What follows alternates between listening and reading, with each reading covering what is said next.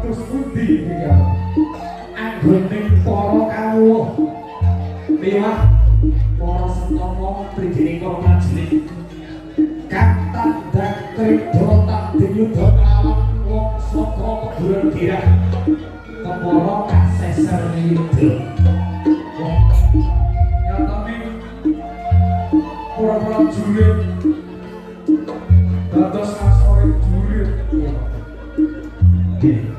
Yen kok nanti tundang aku langsung sing kala dhewe matur lamun kaseser yuda tetapi aku lan kowe kabeh iki bakal dipocok jagane dadi pengewan-ewan oleh kawula sing penak iki wae sih iki palungguhan iki ayo bebarengan para kadang-kadang sakabehane wae ndak adi tumuju golek jago tumuju golek sawuk kenalo sawuk tenggalan prajurit dia terus panjenengan kula tetap dijaga namun anggoso kita iya semoga kula ndak panjenengan ingkang palungguhan iki bebarengan para prajurit tadi tumujunya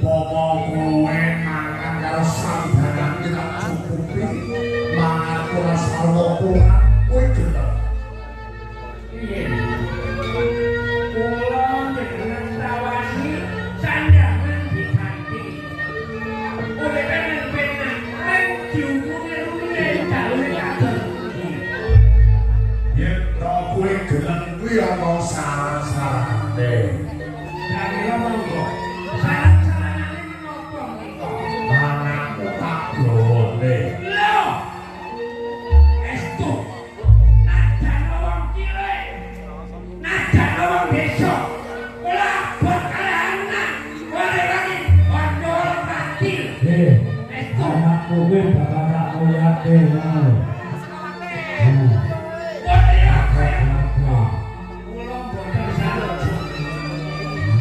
Dene brak kowe sak tengah upek gawe. Iki brak apa kowe? Bon. Jangan nyawang sini. Hei. Kula abot anak timbang namung kukul kowe muga.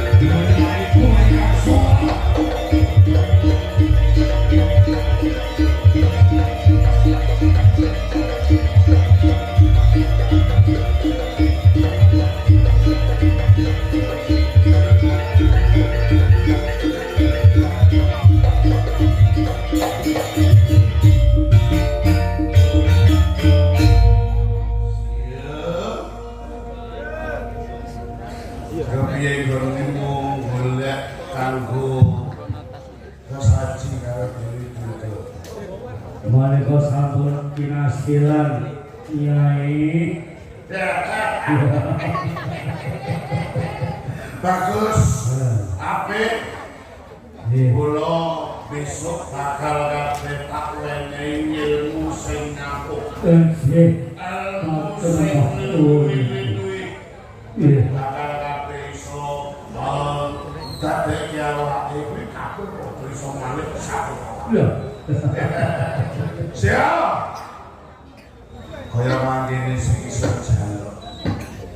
Kula dinane iki kan kabeh durung tau weruh sing jenenge Sembari kita. Sang Dewi Durga. Kula pateran kuwi mumpung ana ing film papak dhewe papan iki.